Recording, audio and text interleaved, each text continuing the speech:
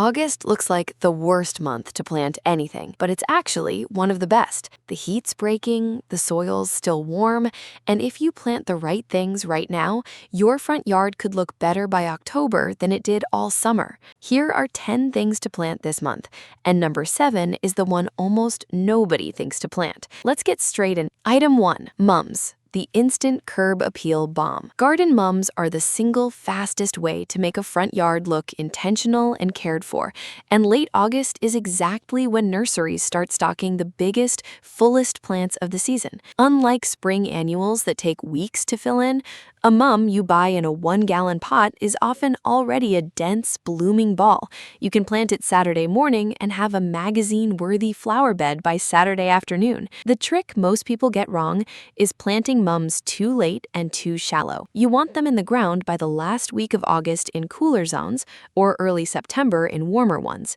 so the roots have time to establish before the first frost. A mum that's just sitting in its nursery pot with shallow roots will bloom beautifully for 2 weeks and then collapse at the first cold snap. Dig the hole twice as wide as the pot, loosen the root ball, and water deeply every day for the first week. Here's the fact most people don't know. Mums are actually perennials, not annuals. The one and done reputation they have is almost always because people plant them too shallow or too late for the roots to survive winter. Planted correctly in August, a $12 mum can come back bigger and fuller every single year, basically for free. But mums alone are still just flowers in a bed. What comes next is what actually makes people slow their car down when they drive past your house. Item 2, ornamental kale and cabbage, the plant everyone thinks is fake. This is the plant that makes people genuinely stop and ask, wait, is that real? Ornamental kale and cabbage look almost too perfect. Tight rosettes of purple, cream, and green in a pattern so symmetrical it reads as artificial from the sidewalk. And the best part, they actually get more vibrant as it gets colder, which is the exact opposite of everything else in your yard right now. Plant these from seed or transplant in mid to late August so they're established before the weather turns, because unlike mums, ornamental kale genuinely prefers cooler temperatures to develop that deep color. Heat actually mutes it. Give them full sun, well-drained soil, and space them about 12 to 15 inches apart so each rosette has room to fully open up into that dinner plate shape. The surprising fact, ornamental kale is technically edible, just bred for looks over taste.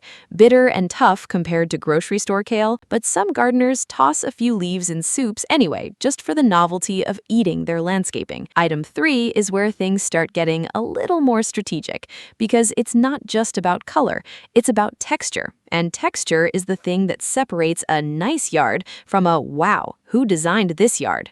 Item 3, ornamental grasses, the designer secret nobody talks about. If you've ever looked at a front yard and thought, I can't explain why, but this looks expensive, there's a good chance ornamental grasses are the reason. Varieties like fountain grass, little blue stem, and maiden grass planted in August have the entire fall season to root in before they go dormant, which means next spring they come back as an established full clump instead of a sad little sprig. What makes grasses so powerful for curb appeal is movement and height. Almost every other plant on this list is static, but grasses sway, catch light, and create visual layers that make a flat flower bed look three-dimensional. Plant them toward the back or center of a bed as an anchor, then build mums and kale around the base, and you instantly get the professionally landscaped look that usually costs thousands of dollars to hire out. Here's the number people don't expect. A single healthy ornamental grass clump can be divided into 3 to 5 new plants after just one full growing season, meaning one $15 plant this August can legitimately turn into $75 worth of landscaping by next fall, for free. Quick pause. I want to ask you something. Be honest. When's the last time someone actually complimented your front yard out loud? Not your backyard, not your garden, your front yard, the one everyone sees. If you're struggling to remember, that's exactly why I make these videos. I turn what should I plant this month into a done-for-you checklist, so you're never guessing and never wasting money on the wrong plant at the wrong time. If that's useful to you, hit subscribe and tap that like button. It genuinely tells YouTube to show this to more gardeners just like you, and that's the only reason this channel keeps growing. Okay, back to the list. Item 4, Pansies and Violas, the cold snap insurance policy. Here's a problem most people don't realize they have until it's too late. Mums and Kale look incredible in September and October, but a lot of them fade or get leggy by the time winter fully sets in. Pansies and Violas are your backup plan. They're famously cold hardy, some varieties surviving temperatures as low as 15 degrees Fahrenheit, and they'll often keep blooming sporadically straight through a mild winter and explode again in early spring. Late August is early for pansies in hot southern zones, but in northern and mid zones, this is your golden window. Get them in the ground now and they'll be fully rooted and thriving right as everything else starts to fade, giving your yard a color relay race instead of one plant doing all the work and then giving out. The surprising fact? Pansy flowers are edible and mildly wintergreen flavored, and high-end restaurants pay a premium for them as garnish. Meanwhile, most homeowners have hundreds of dollars worth of gourmet garnish growing in their front bed and have no idea. Item 5 is for anyone who's tired of buying new plants every single season, because this one is the closest thing to a permanent upgrade on this entire list. Item 5, Black-Eyed Susans and Coneflowers, the never buy again perennials. If mums and pansies are your short-term color, black-eyed Susans and purple coneflowers are your long-term investment. Both are native perennials across most of the U.S., meaning they're adapted to your regional climate already, require dramatically less water once established, and, critically for a curb appeal video, they come back bigger and thicker every single year without you spending another dollar. August planting works especially well here because these perennials use the remaining warm months to build strong root systems before winter dormancy, and by next June, instead of buying flats of annuals again, you'll have an established, spreading patch that looks like it's been there for a decade. Plant them in full sun with decent drainage, and don't overwater. These are prairie natives that actually perform worse when pampered. Here's the fact that surprises people. Coneflower seed heads left standing through winter are one of the top food sources for finches and songbirds. So this lazy choice of not deadheading your flowers in fall is actually attracting more birds to your yard, which, if we're being honest, is its own kind of curb appeal. Item 6, Spring Blooming Bulbs, the move nobody sees coming. This one confuses people because it feels backwards.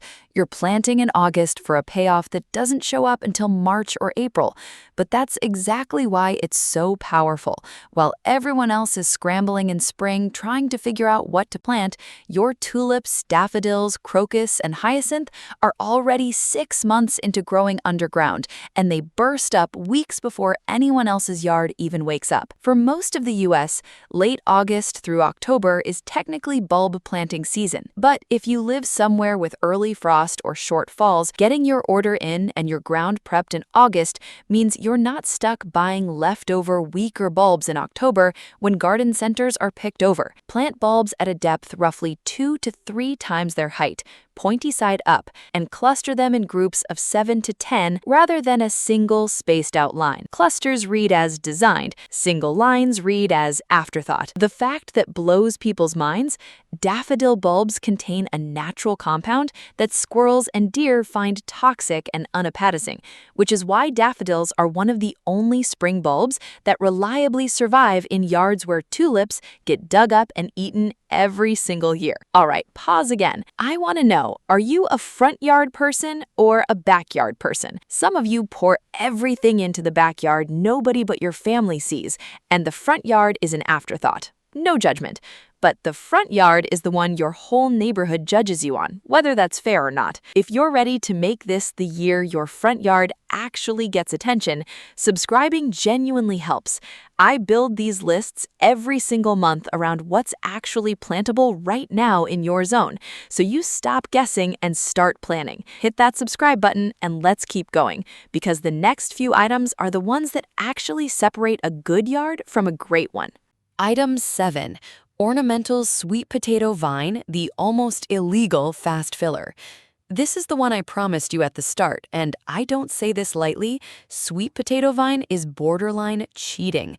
It's a fast-growing, trailing plant that comes in chartreuse green or deep purple-black, and it grows so aggressively that a single small plant in a hanging basket or bed edge can cascade 3 to 4 feet by the time cooler weather slows it down. Planted in August, it has just enough warm weeks left to explode into a thick, lush, trailing mass that instantly fills any bare or awkward spot in a flower bed, the kind of gap that makes a whole yard look unfinished. Landscapers use it constantly for exactly this reason. It's cheap, it's nearly impossible to kill, and it does more visual heavy lifting per dollar than almost anything else on this list. Planted at bed edges, in containers, or spilling over a retaining wall for maximum drama. Here's the shocking part. Ornamental sweet potato vine is genetically related to the sweet potatoes you eat, and it does form small tubers underground. Not usually worth eating, but some adventurous gardeners have actually harvested and cooked them, turning a purely decorative plant into a surprise crop. Item 8. Asters, the butterfly magnet nobody plants on purpose. By late August, most pollinator flowers from spring and early summer are winding down, which creates a real problem for monarch butterflies migrating south. They need fuel, and there's often a gap in food sources right when they need it most. Asters bloom precisely in that late summer to fall gap, covered in small, daisy-like purple, pink, or blue flowers that pollinators go absolutely crazy for. Beyond the ecological win, asters are a genuine design tool. Their airy, cloud-like blooms soften the bolder shapes of mums and kale, the same way a florist uses baby's breath to keep an arrangement from looking too stiff and blocky. Plant them in full sun with good airflow between plants to avoid powdery mildew, and expect blooms lasting from late August well into the first frosts of November. The fact almost nobody knows, asters are one of the last major nectar sources monarch butterflies rely on before their multi-thousand-mile migration to Mexico, meaning a $10 flat of asters in your front yard is quite literally fueling a butterfly's journey across the entire continent. Item 9. Fall-planted shrubs. The long game that pays off forever. Everything so far has been flowers, but flowers alone can't create the structured, established look that makes a front yard look genuinely finished. That's the job of shrubs.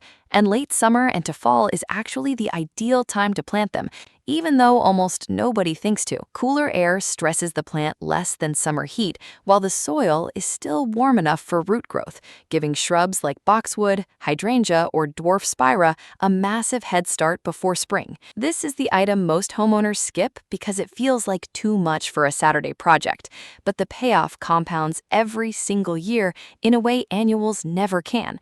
A shrub planted this August is establishing root mass right now that will support years of full, healthy growth, versus one planted in spring that spends its first summer just trying to survive the heat instead of growing. Dig a hole exactly as deep as the root ball, but twice as wide, and mulch heavily to retain moisture through fall. The surprising fact, nurseries often discount shrubs 30 to 50% in late August and September purely because summer shopping season is ending, which means the single best time to plant a shrub is also frequently the cheapest time to buy one. Item 10. Cool season grass seed. The foundation everything else sits on. You could plant every single one of these items perfectly, and your yard will still look off if the lawn framing all of it is patchy, thin, or brown, because grass is the visual frame your entire front yard sits inside. Late August through September is widely considered the single best window of the entire year to seed cool season grasses like fescue and Kentucky bluegrass. Soil is still warm enough for fast germination,